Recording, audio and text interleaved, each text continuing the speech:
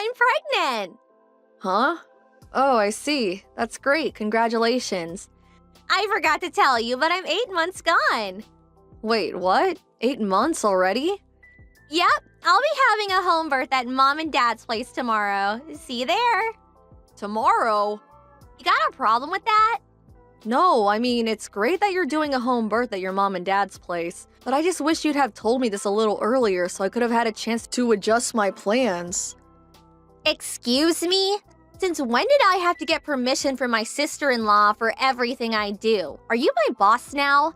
Anyway, you've been married to my brother, what, like 10 years now? How is it that you still haven't had any kids? I don't know whose fault it is, but there has to be something wrong with one of you. So, who is it? Are you a barren wasteland, or is he shooting blanks? In any case, I'm being kind enough to let the two of you look after heavily pregnant me tomorrow. Think of it as kind of like preparation for if you two ever manage to conceive.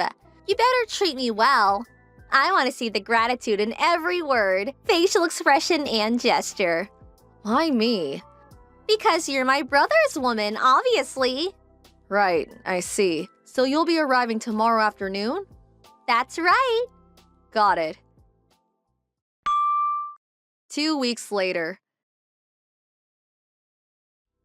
Anya, sis, are you there? Hey, respond now. My room's like covered in dust. Did you really think this is acceptable? This is the room my little boy's gonna be born in, and you have the nerve to leave it in that state? Will you please get it cleaned up ASAP? Sylvie, I'm at work right now. What? You call that work? Don't make me laugh. You're just holed up in your room like always. Mom and Dad were complaining about how you're always up there typing away on your computer like some video game addicted cave-dwelling beast. I've told you this countless times since coming home, but I work from home. I can do my job entirely from my bedroom. Just because I'm at home during the day doesn't mean I'm lazing around or have nothing to do. If anything, I'm busier now that I was back in my office days. I'm not opposed to helping look after you while you're pregnant, but there's a physical limit to how much I'm able to do. Excuse me? I understand you're heavily pregnant, and I understand you can't move around as well as you used to. But that said, you can still do some things for yourself, and you don't need me waiting on you hand and foot 24/7. Not only that, but your mom's always around if you need her. Please stop trying to force everything on me. Wow, how dare you? Are you seriously trying to force your duties onto my elderly mother? How despicable. That's just bullying, plain and simple. You're bullying your mother-in-law. Who knew my sister-in-law had such a rotten personality? It's such a shame. I used to think you were nice back then when we first met, but it seems like you got too comfortable with my brother, and now you think you can say and do whatever you like. It's scary. Are you gonna bully me too? I'm gonna feel like super uncomfortable around you now. Oh, give me a break, Sylvie. I'm hardly telling you and your mom to do everything, am I? All I'm asking is that you do the things you can do by yourself, and that she help with the things she's able to help with. You're so horrible! How could you be this mean-spirited? You're like some kind of movie villain. You're twisted! Wah! Wah! Actually, I'm the one who wants to cry. The next day. Hey, Anya. Everything okay? Hey, Charlie. I heard from an old classmate who lives in the same neighborhood as my folks. Apparently, my little sister moved in with you guys when I got transferred away for work, and you've been having a real hard time of it lately. Is it true? Is everything okay, Anya? What's going on? Well... My sister and parents have always had a poor attitude towards you. I know that. But I did tell you to tell me if anything happened with him, didn't I? You could talk to me about anything. I'm sorry. I didn't want it to affect your work badly in any way, so I kept it to myself. Don't be silly, babe. You need to think about yourself sometimes, too. Everyone at work's really understanding, so please don't worry about that. What actually happened? Apparently, Sylvie fell pregnant and came back to your folks' place for her home birth. Wait, what? My sister is pregnant? Since when? That's the first I've heard of it. Oh wow, you mean she didn't tell you either? She says she's 8 months gone already. 8 months? Right? I was surprised too. She only told me the day before I came back home. Then she basically ordered me to go to your folks' place, where I was apparently obliged to be your personal servant, carer, and waitress, and expected to cater to her every whim at a moment's notice. Naturally, your mom and dad always have her back 100%, so I'm basically stuck in a house where it's constantly 3 versus 1. To tell you the truth, I'm finding it a little difficult. On the other hand, she most certainly is very pregnant, and out of consideration for the baby, I don't want to do anything that might cause her stress. I feel kind of trapped. Oh no, Anya. I think maybe it's best you come and stay with me. How does that sound? Huh? I know you stayed there to begin with because you had your own job to think about, and my transfer was only ever meant to last a year at the longest. But you started working from home after I moved away, which means you don't necessarily need to be in that house for work, right? You do have a point. I've been working from home for about 6 months now, and what with everything that's been going on in the world, upper management decided recently that this style of working would be made permanent. Well then, surely we can make it work somehow if you come out here to live with me. Besides, if you come soon while I'm still away on transfer, it'll be easier for us to figure out where we want to live next after my transfer period comes to an end. And at that point, we could just up sticks and leave together. You make some good points. I'm gonna talk to my boss about this. I am technically classed as a remote worker, but I do still have to go into the office 2 or 3 times a month. The company covers my travel cost, but if I was to come and live with you in Delaware, they'd be covering plane tickets, which I kind of feel like I should let them know about in advance. You'd also have to make your place work from home suitable before I arrived. Ah, I see. I never thought of that stuff. You're right. It's best we have all of our bases covered. One thing I can guarantee you is that the internet here is about as fast as it gets. I can convert the spare bedroom into a study too. Just say the word. In that case, I'm pretty sure they'll give me the go-ahead right away. I have a few loose ends to tie up and some things to pack though, so would you mind waiting a little longer? Sure thing. I just want you to know that you're welcome here anytime. Thank you, Charlie. 2 weeks later. Sylvie, I made up my mind. I don't need you. You don't need me? You were so lively and cheerful when you came back to stay with us. It seemed like you had nothing to do, so I thought it only made sense to have you wait on my every move. But you haven't been looking after me at all. I actually feel worse off for having you around. That's hardly my fault when I have work to do, is it? Do you want me to get fired? I always go out of my way to keep an eye on you and make sure you're comfortable and have everything you need when I'm not working. Not good enough. I'm simply and not satisfied with your service. My mommy will be taking care of everything from here on out, so you needn't bother coming near me anymore.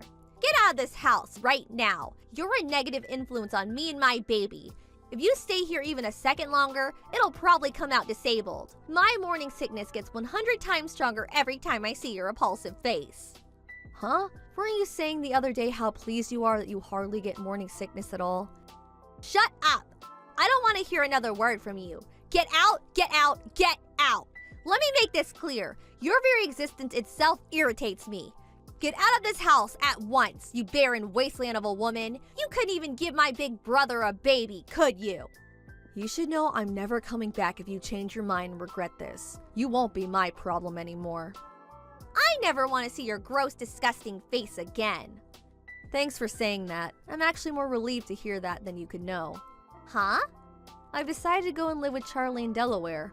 I'm really grateful for your blessing. I was kind of stressing over how you might react, but with still not having give birth and all. Huh? The next day. Anya, are you on your way now? Hey, Charlie. Yeah, I'm just getting ready to board the plane. I'll lose signal, but it's not a long flight, so I should be back with you in an hour or so.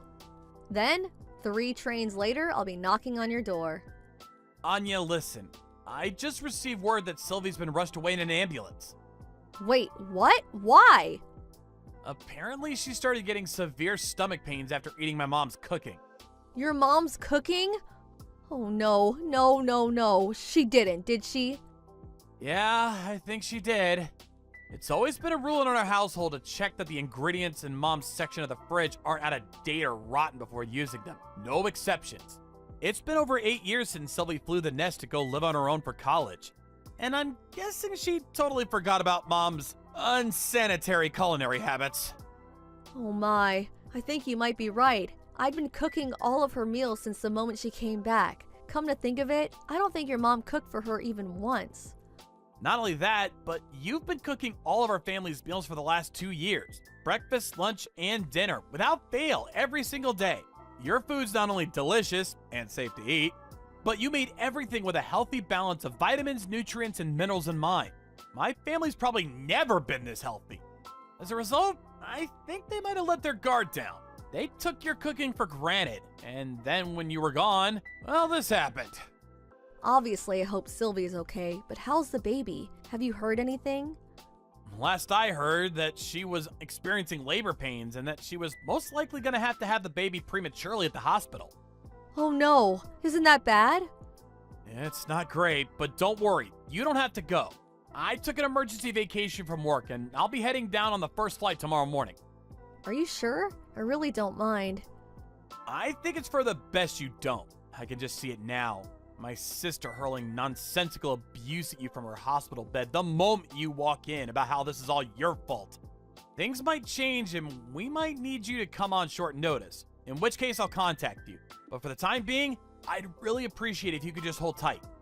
Okay, I understand. The next evening. Hey Anya, I'm sorry I took so long messaging you. Hey Charlie, it's fine. How's Sylvie and the baby? Are they both okay? I've been really worried about them. The birth went by without a hitch. I have a healthy 8-pound baby nephew. Sully's fine too, but how to put this? Another problem seems to have emerged. Another problem? What happened? Okay, so you know how Sylvie's husband is white? Yes? And you know how Sylvie's also white? Yes, of course. What does this have to do with anything? The thing is, the baby's black. What? 1 month later.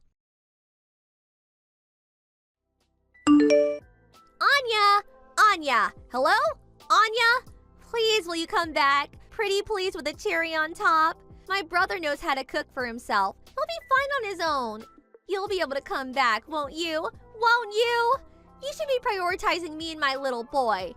I'm in the mother of all pinches here, Anya. Please. Oh my god, how did things get this way? Hello, Sylvie. I'm glad to hear you and your son are okay. I hate to have to tell you this, but even if I was to come back, I wouldn't be able to look after you like I was doing before. Why not? Things at work started going great when I moved out to Delaware to be with Charlie. He's really understanding of my remote work situation and goes to every effort to accommodate me. We also split the housework evenly. He's such a darling. I feel lucky to have him. But I'm struggling here. How can you live with yourself being all happy and content like that when I'm out here struggling? Looking after a newborn baby is so hard, you wouldn't believe. Like, gosh, how do people even do this? Not only that, but Mom's cooking is so bad, I fear for my life every time I eat. Your mom's cooking? It seems like me getting rushed away in an ambulance wasn't enough to make her learn her lesson. Because she insists on making me her special dishes every day without so much as a glance at expiration dates or whether there's a mold on the ingredients. I had no choice but to start cooking for myself. Can you imagine if my little Tyrone ate something she concocted? Not only that, but I caught her force-feeding him honey from a bottle with "not suitable for infants" clearly written on the label. He's only supposed to be on breast milk, but she keeps trying to feed him additive-riddled grown-up food. And rotten additive-riddled grown-up food at that. That woman is dangerous. My dad lacks a spine to do anything but look the other way and pretend it isn't happening, so he's no help either. Where's your husband in all this? He divorced me. Ugh, don't ask the questions you already know the answer to.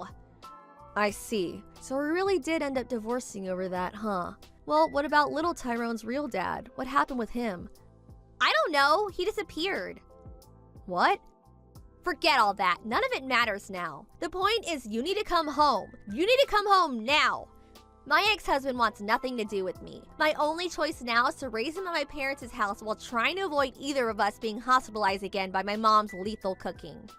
The only people who were ever capable of keeping this place in functioning order were you and my brother. Please, me and Tyrone need you. Stop your complaining and just help us already. Ugh!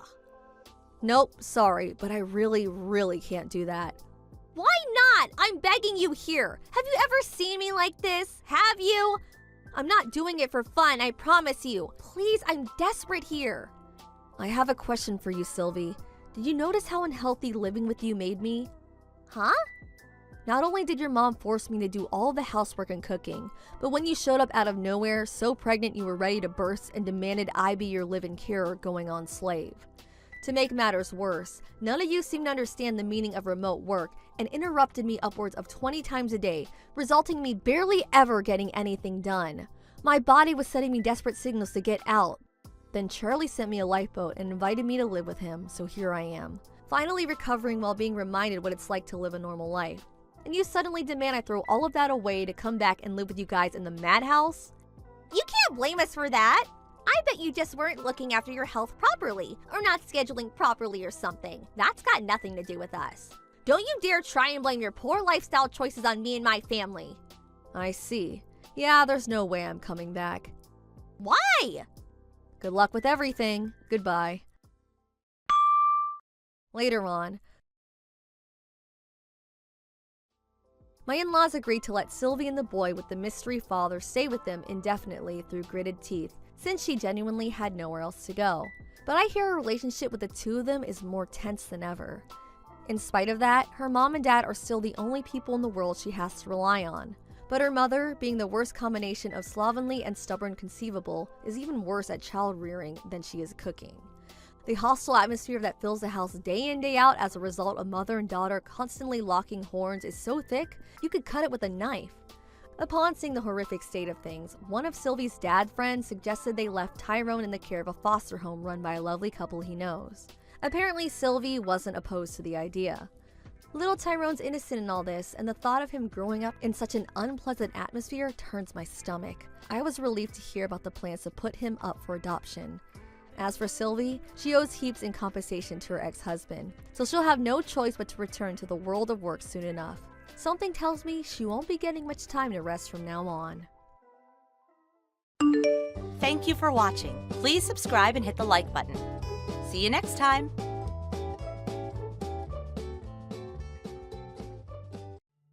Joel? Did you go somewhere with your parents or something? Oh, hi, Ada. No one was in the house when I woke up. You didn't tell me anything, but did something urgent happen? I'm going to Hawaii right now. What? Hawaii? Do you mean the Hawaiian Center or something? No. I mean the American